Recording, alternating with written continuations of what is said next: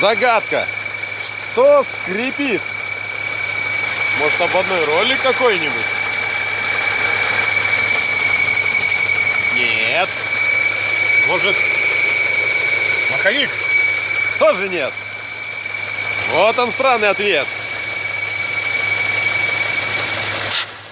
Чертов подсос воздуха, блядь!